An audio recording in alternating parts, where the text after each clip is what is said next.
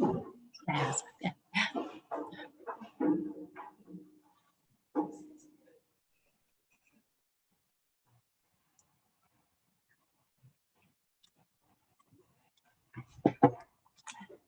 Okay. So, hello everybody. A pleasure to see you all, and welcome to our mindfulness research around the world in a day event here today. My name is Signe Skorpia. I'm an associate professor at the Danish Center for Mindfulness, and it is a great pleasure for me to introduce to you our next speaker, who is Juditte Ben-David, who will be talking about her mindfulness in Arabic project. So Juditte, please, when you're ready. Thank you. As I said, it's exciting for me to be here and to be able with all of you. And thanks a lot, Sine and Lone and Camilla for inviting us to this conference. It's a pleasure, and I'm also excited about this Zoom. I haven't yet stopped being excited about the Zoom opportunity, and wow. So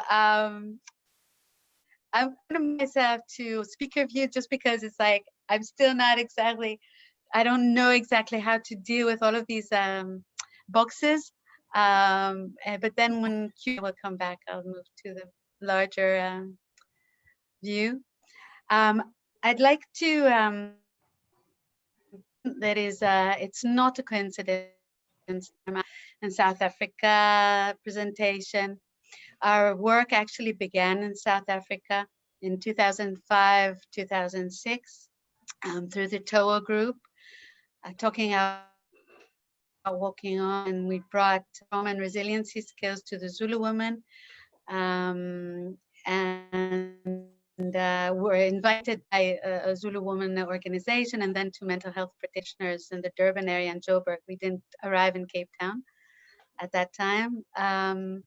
And Tanisara is a very dear to you as well. So Fanda, you brought really good memories, and then that is where a lot of this kind of cross-cultural and understanding how to develop something which is trauma sensitive and is mindfulness, rather than bringing some kind of a trauma therapy skill first. And I'll come back to that later, but I was like really touched by South Africa and the memories of South Africa that came up. I'd like to also share two quotes from one by Thich Nhat Hanh, which says, and Tara Brach could have said that as well, "We are here to awaken from our illusion of separateness." And I think this is very pertinent to this time. I guess some of you also can sense that. And Pema Chodron, "War and peace start in the human heart. Whether that heart is open, closes, has global implications." And we connect with these to this diversity and equality conference. Thank you. Let me share this screen, and then I will continue.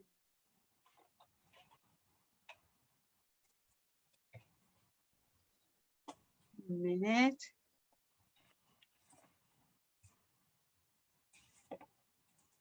So,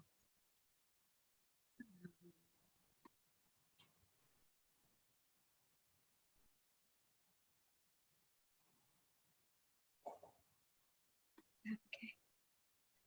So this is the entrance to our Mindfulness in Arabic course, and it's on the website, and at the end we'll also give the for those who want the website link.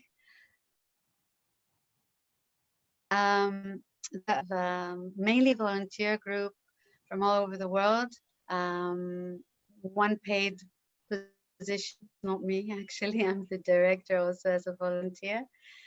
And this came up from actually the TOA group that we worked in South Africa, and then to present our work in various places until we brought it up. One was working with severe wounded Syrians in the hospitals in the north of Israel, and with the social workers that worked with them. The Red Cross invited us to teach the social workers, could help them with being able to help and to sit with these Syrians. Syrian war has been a very cruel war, just to notice that and to give that a moment of pause, I think. And then working with Syrian and Kurdish and Yazidi people in Turkey, invited by another NGO, the CRM, and noticing that a lot of the complaints are physical complaints, different a lot of times than what you find when you work with Westerners, and the issues were trauma related, and bringing the trauma and resiliency skills to them, understanding that the building blocks are needed, and the building blocks are really mindfulness for me, for sure, for colleagues in the TOA group as well. So this started, and another push was received through an article in Tree Cycle, I think it was, that a man, a practitioner from Blech, said there are no documents, no meditations, not that much information in English, not in English, in Arabic. And the people in the Palestinian side right now do not speak Hebrew like they used to years back, and they have trouble usually with the English. So that brought another wave for us to bring it into Arabic. So this is a map that shows the spread of mindfulness project MIA. It's been maybe a year plus now that some of our meditations and documents are on the website. We had webinars as well for counselors, and as you can see, it's spread quite widely. Quite a lot in also the UK, Mexico even so, and of course a lot of North America, Canada, which received quite a few. So this is the number of visitors per country, and you can see that others is a lot, because that's where also Morocco comes in, and African states come in, and other places. So we were really happy to see this spread. And we were receiving a lot of requests from people that are in refugee centers, and people that are in transit after settling. We also have received requests from Syria, but saying that they cannot open our website there. So we're trying to understand how we can work with that. Lebanon and Syria. Although Lebanon here, we can see that has opened, but there are problems in opening. So this is the beginning of coming into our, I'm just two more just to show how this works. This is the beginning of coming into our course, and you can see it also in English. I will later on give a link in English, because we understood that donors and people that do not speak Arabic who want to, join us, or at least join us with this operation, would like to see this. So this is in Arabic. It's the 8-week course. So each week is a step here on the ladder. And this is when you go into the course, you get an explanation, you get a document. We had to translate a few words into Arabic, which are not usually in Arabic, and I'll say a little bit about that later.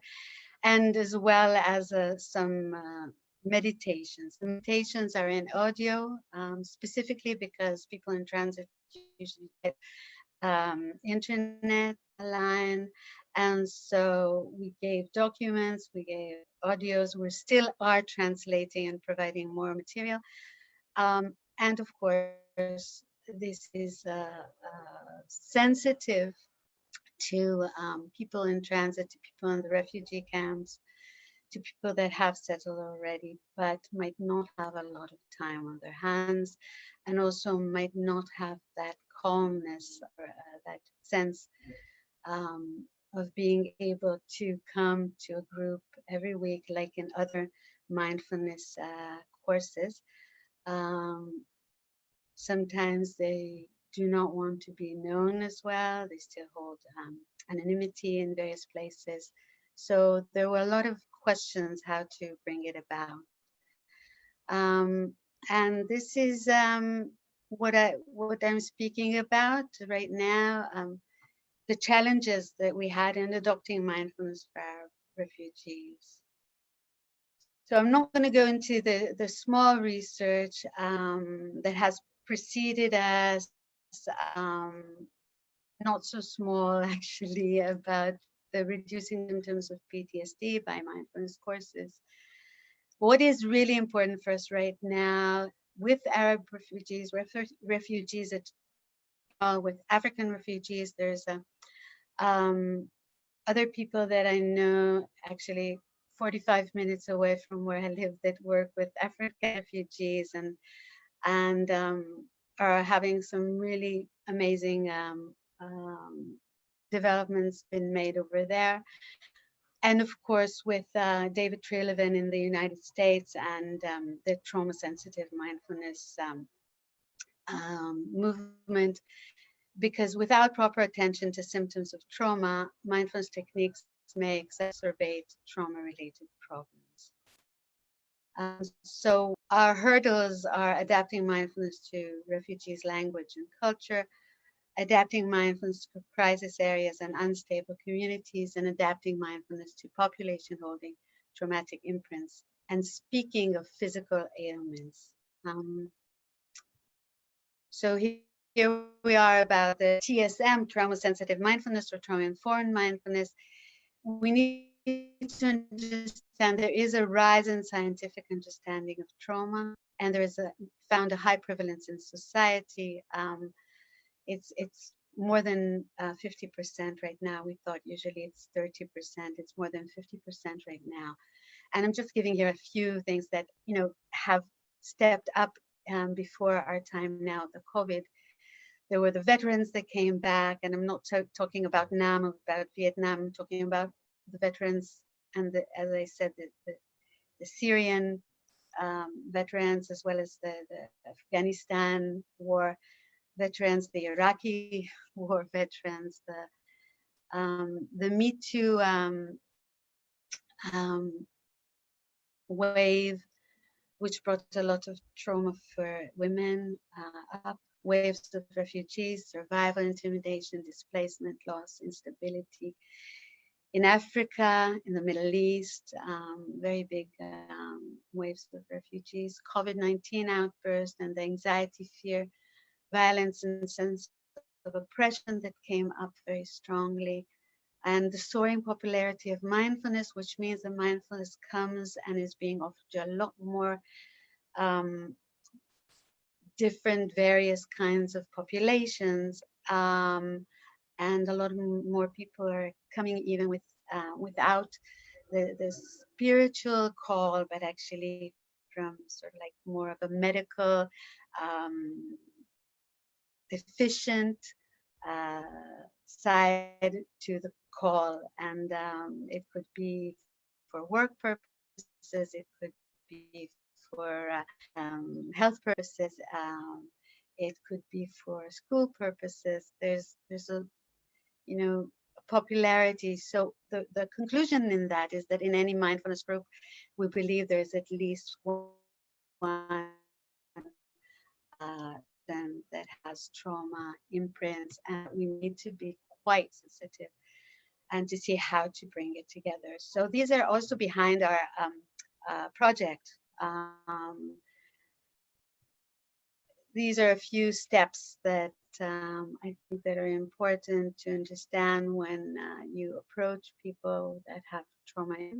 And this would be quite different than when you approach and bring mindfulness as, you know, in pain clinic or to a group that comes for a sitting group or for a mindfulness MBSR group. So you first use grounding, resourcing, add a lot of joy and self-regulation. You go slow, but not too slow, because you can evoke trauma imprints.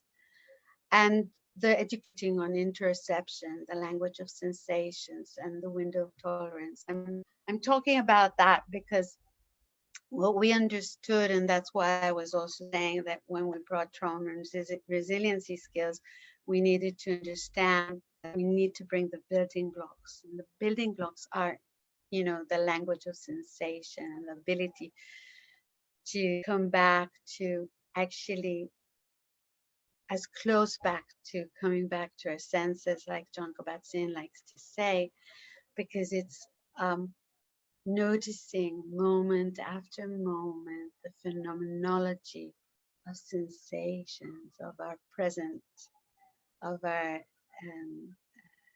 here and now moment. And that is actually a lot of what, when we speak about interoception, the work of the insula and the orbitofrontal cortex and other regions of the brain that are in this interoceptive network, that is what they do. And they are actually a great field to respond rather than react. And that is the quality of resilience. So Hassan, I'll move one, but Hassan Al actually in 2016 also showed that people that have a higher capability to collect body cues have a higher resiliency code or higher resiliency effect in their life. It's an interesting research to go. So these would be a few adaptations also in our mindfulness in Arabic projects.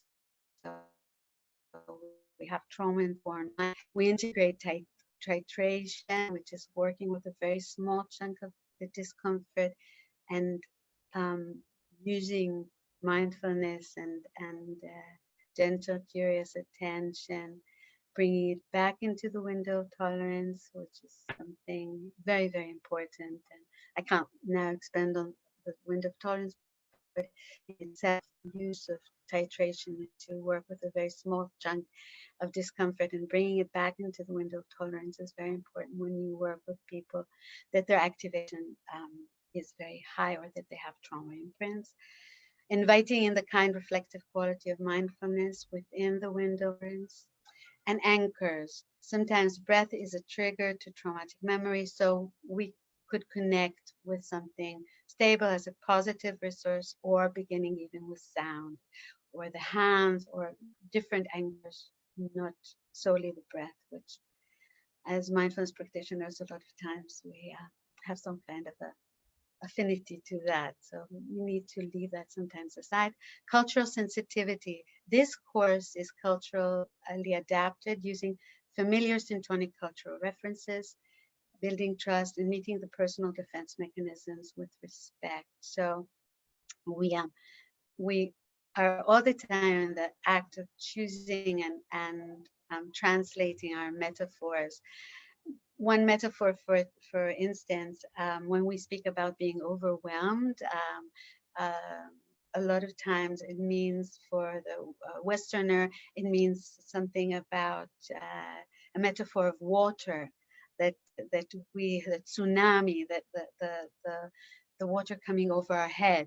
But when we speak people that come from desert communities, a lot of times that overwhelm might be actually an electric storm. And there are a lot of other places where metaphors need to be translated into the cultural reference.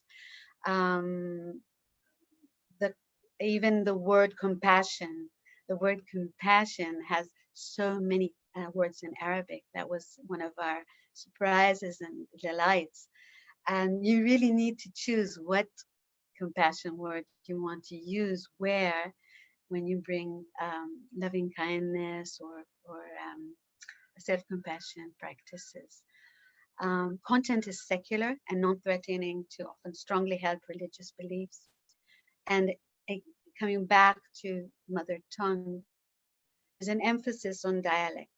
The dialect of the Egyptians is not the dialect of the Middle East, Syria, Lebanon, Palestine, Jordan people. And even in these countries, that the dialect can vary. So we really needed to find a dialect, as well as we needed to find the right percentage of high Arabic versus popular Arabic. And so that was in itself a journey. And of course, bringing self-compassion, as we know. And I think that someone on the 22nd, I think it was Judd, that spoke about how loving kindness may reduce anxiety. And it also reminds the Middle Eastern population of prayer, and that those are places that can be very strong resources. So a few words from our participants. This is Nadia. We Arabs have suffered much violence and trauma and suffer still. Mindfulness helps us shine a soft light on traumatic experiences that threaten to take over and rule our life. And the other one is from Dina, a woman, Palestinian woman, Jordanian, that moved to Cyprus. And she said, I used the guided meditation with my group today. She works with refugee women, refugee groups, and it really moved them. The smiles and the sense of aliveness I saw in their eyes when they came back from their internal space was beautiful for me and them to experience. I've been with this group for 6 months, but I've struggled to find guided meditations in Arabic. This is from just, I think, months ago.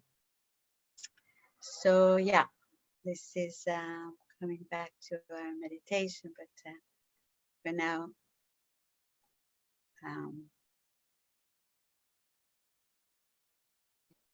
so I think this is the end for me. For if there are questions, I'd love to answer. Well, thank you so much, Juditte, for very interesting presentations on your project. So I could see Denmark was not on your list of countries. So we have a bit of work to do. I'm sorry, I actually think Denmark is there. Okay. I think that there isn't. It's not on the list. It's in the other countries. We do have people that have written to us from Denmark and from Norway. Yeah, those are the. Okay. So just out of curiosity, how do you reach people?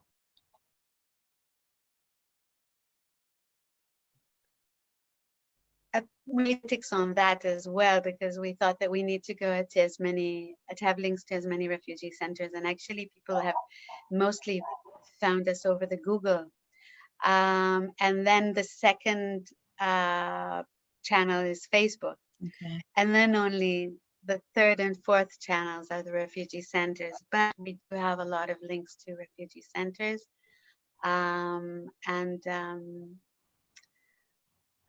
Also because we worked in Turkey, and there's an Austrian language school that is in contact with us as well, and the UK and Canada. So mainly by people that have written back to us, and then apparently a lot of the people that have written back to us are in refugee communities, whether as refugees or counselors or aid workers,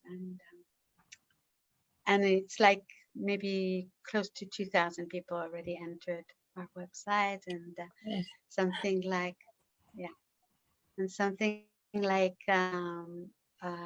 something between 600 and 700 that actually joined the first week. So that's that's touching and exciting for the next steps. Yeah.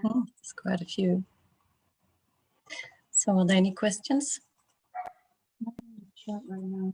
Okay. But you can say to people that they can.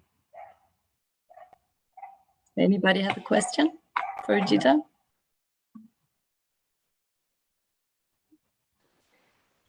I try to unmute myself. Maybe I should take your Yes, come up here. microphone.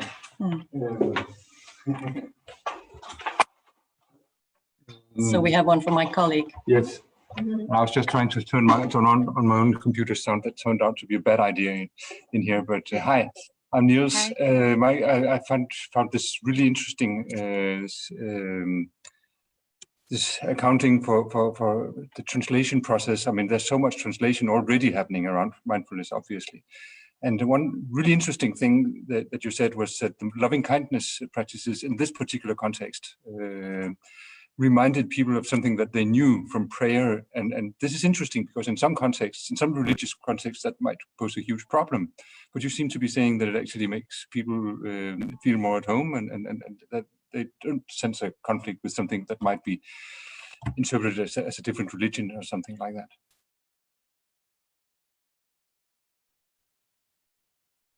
Yeah. Yeah, it's something that very rare. I think that also because of the attention to the other, in a lot of Muslim prayer as well as Christian prayer, there is a request for the community, specifically in cultures where the family is very important and your community is very important, and so there's that in loving kindness meditation is also very much emphasized, as well as the ability to work out difficult people in your life, or stories that not yet been teased apart, and that touches them very much. That is from the prayer angle. Yeah, very much so. Yeah. Thanks. Okay, thank you. I think we have a little time still for one more question. I was wondering, you mentioned somewhere in your presentation that mindfulness is not really suitable for trauma. Is that right? In itself? Well, that is what actually, when I studied mindfulness, I studied Vipassana insight meditation was like my first source to the Dharma world, and after that into mindfulness. And in those times, it used to be said that depression is actually a no-no for entering insight meditation. And then John Kabat-Zinn came up with MBSR, where he brought it into the pain clinics, and then bringing MBCT, which had a lot of research on depression and anxiety. I think they're all the time. It's sort of like adaptations, and what we understood is that the next adaptation needs to be for trauma.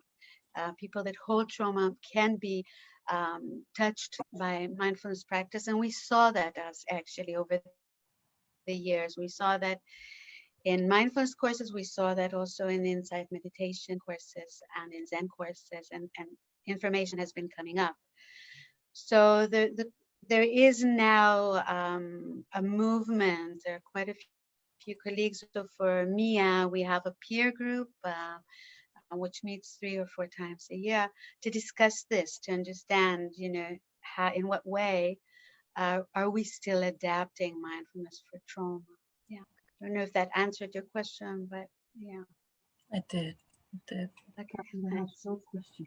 Ravina. There is a short question from Rina. Lena. Rina.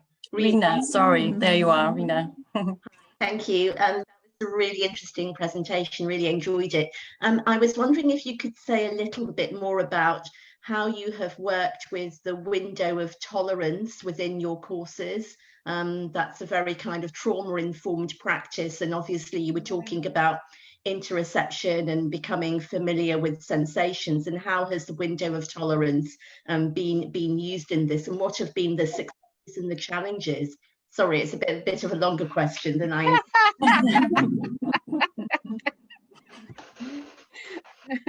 Well, the interest shows. Thank you.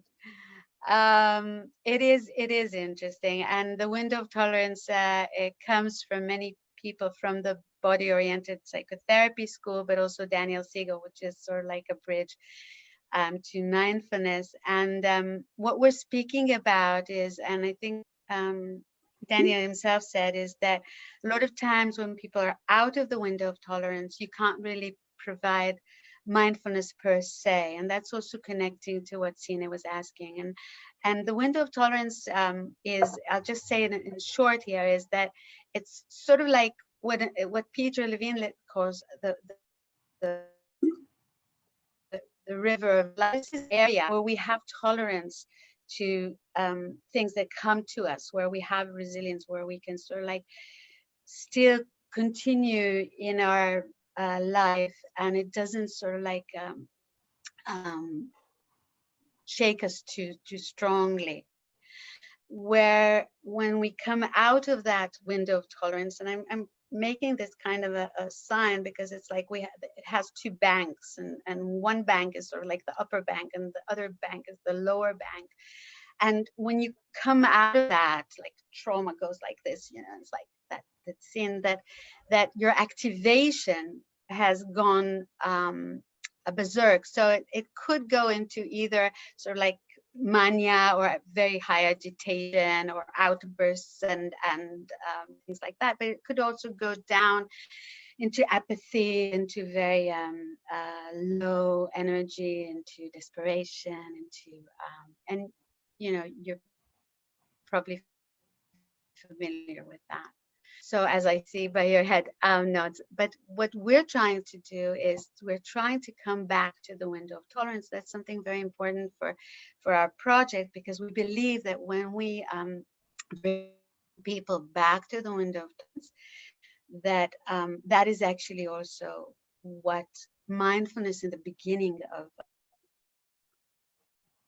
the practice does, back to our senses. It's coming back to that interoception quality, into being able to bring homeostasis. That's what interoception is. Actually, that's what the role of interoception is, to be able to bring the body-mind into that homeostasis place. So I think that's a little bit of what we try to do, and we are a little bit different than other mindfulness programs by insisting about bringing the first foundation of mindfulness, sensations, because of this theory of interoception, rather than approaching emotions, or rather than approaching thoughts. And that is also why I spoke before about when we met the refugees, speak about physical ailments. So we thought it's a really good partner to, you know, touch base where they are at. So in a nutshell. Thank you. Thank you very much. Thank you.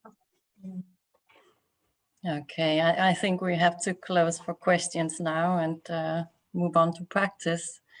Juditte, will you guide us for meditation? Thank you. Thank you. I will. And thanks for offering it as well.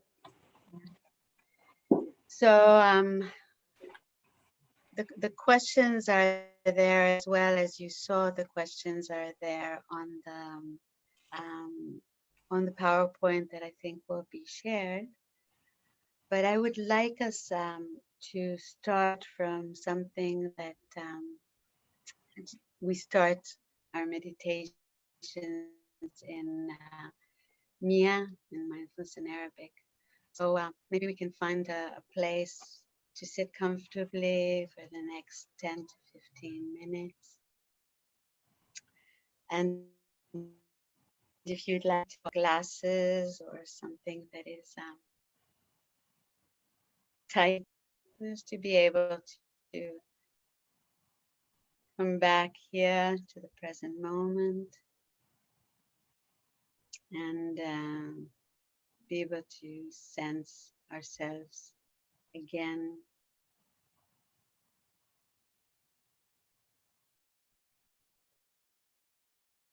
And probably some of you will have your own meditation work, your own meditative process, and it's just fine if you just want to follow that.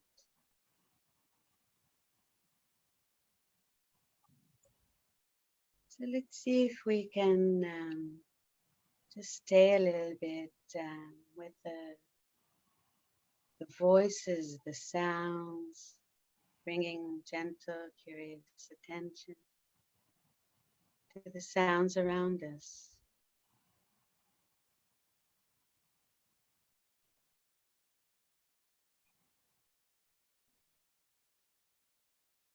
And we might give names to the sounds, or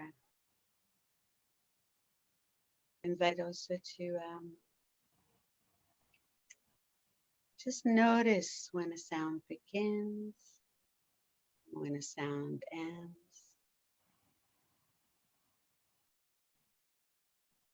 If there's a lull between one sound, one noise, one and another.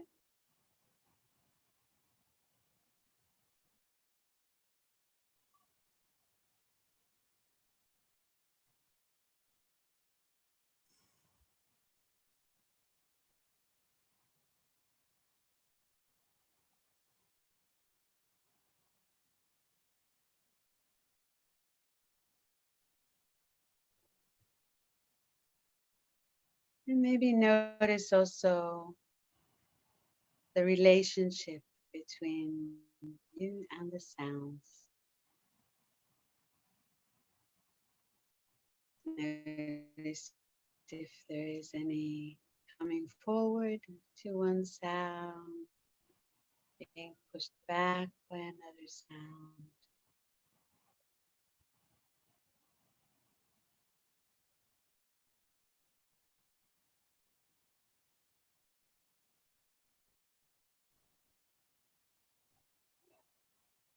Just gather your attention slowly closer and closer to the vicinity of your body. Gentle, curious attention.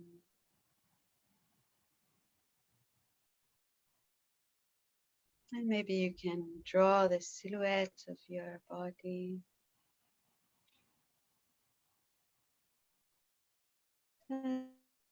Just like an artist would draw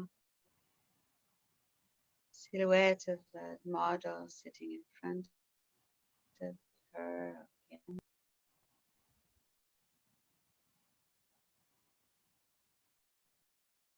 Noticing the round lines, noticing the straight lines.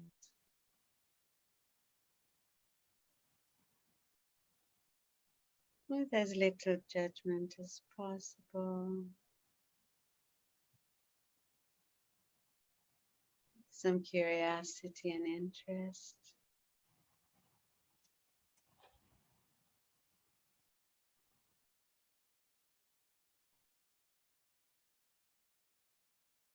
Some lines might connect, some lines might not.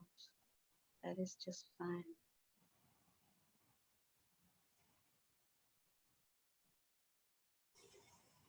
Invitation is to meet whatever is with kindness, just like we meet somebody that we know on the road and just say, good morning, how are you?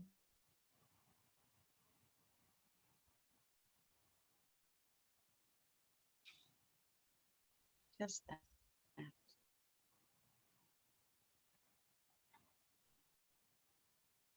You might feel the contact of our body on the chair, on the earth,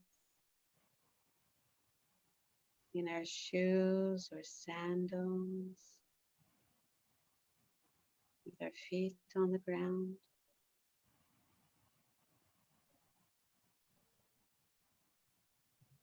It might be heavy or light, dry or wet.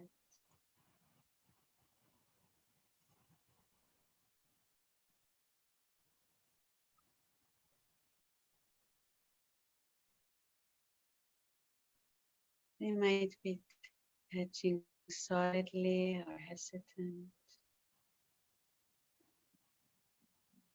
All of this is just fine.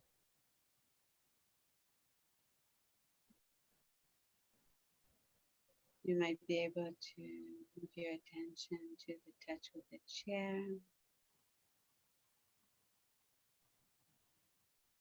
your thighs, your bottom.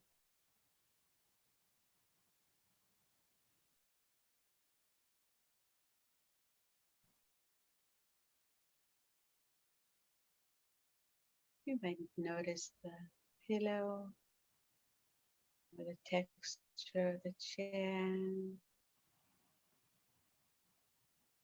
pushing up,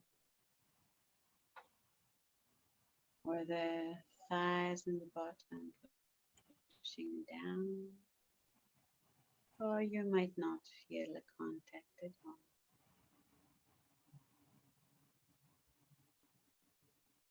Just staying curious.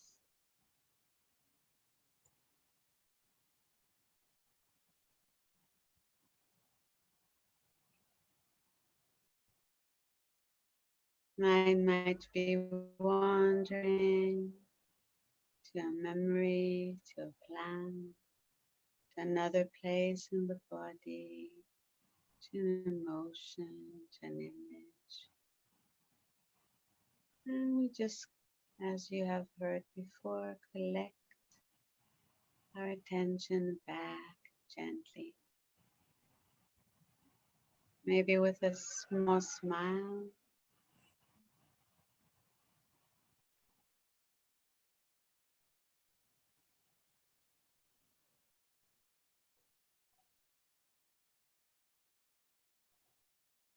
Back to the points of contact, or maybe you're ready now to notice the full body breathing.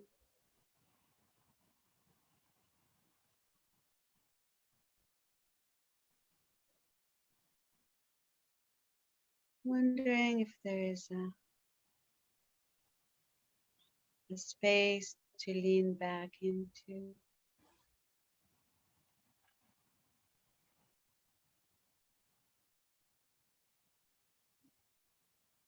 One breath at a time.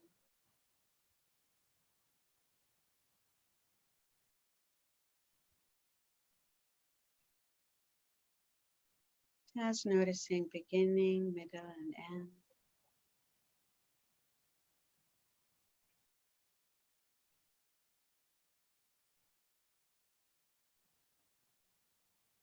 If this is too much, then you might just come back to one of the points of contact and ground yourself, resource yourself in those.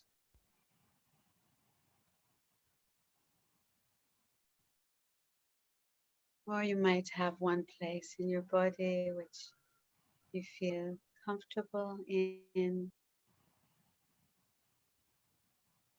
it is maybe soft or stable. And that's another place where you can bring your attention back to. And then maybe try again the breath. Just one breath. One in breath, one out breath. Just this.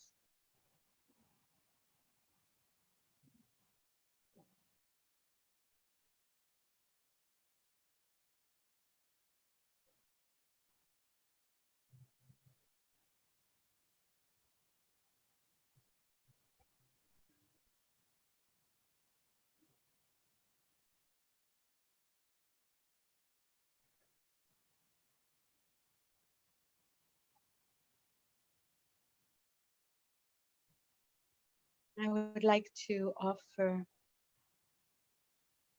joining of some questions from my teacher, Tara Brach. So let's see if we can, in this pausing, this clearing, in the dance of a forest, ask, how is it just now, just this?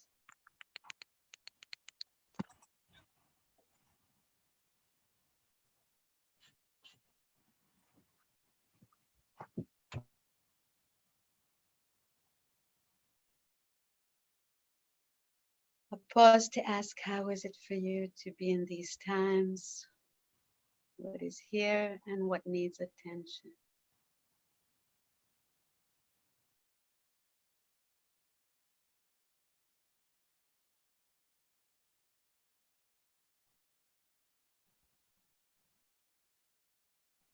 Pause to what we may have been unwilling to feel. We might be touching a small vulnerability. Maybe yes, maybe no. Let's just bring to it some curious, gentle attention.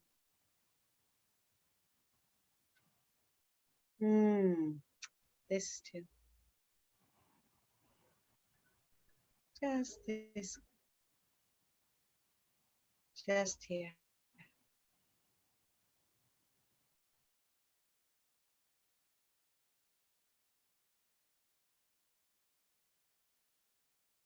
Maybe putting a hand on your heart.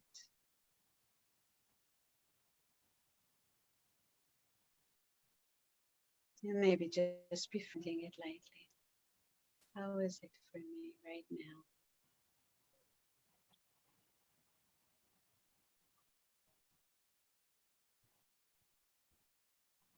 Now you can always come back to the points of contact.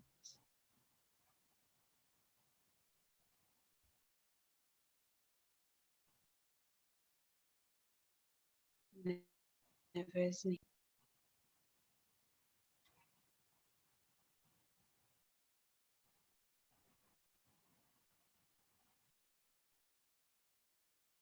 I'd like to offer 2 questions.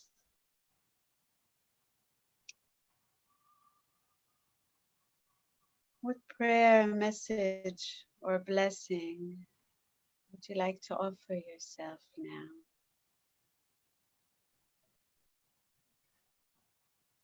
When you share this time with yourself, maybe you can follow the body cues that come up, reverberating.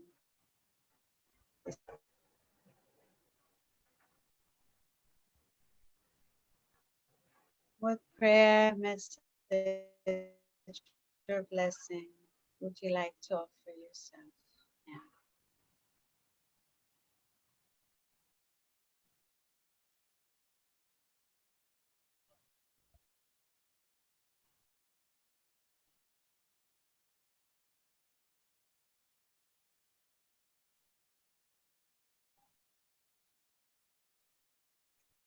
Maybe you can also choose just another one, just one more.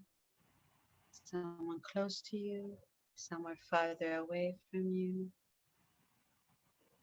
Someone you just heard of, someone you know from many years back. How is it for them? Just this question, this pause, this opening. How is it for them?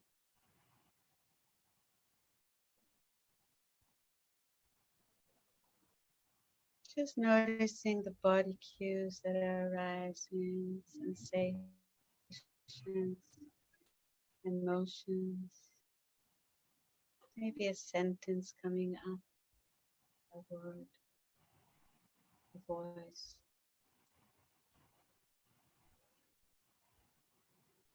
Asking again, what prayer, message, or blessing would you like to offer this person?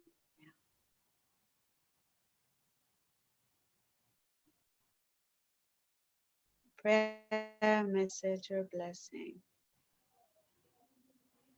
would you like to offer? Whatever feels possible just now.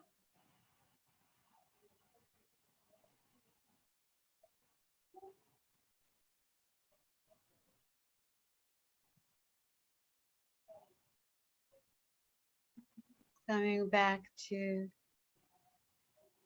of contact. We will slowly come back to the group, back to our Zoom meeting.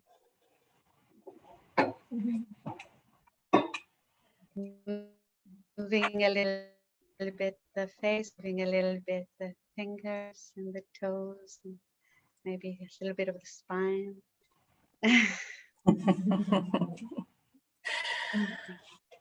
Thank you. Thank you so much. And thank you for joining us and taking your time to be here. So okay.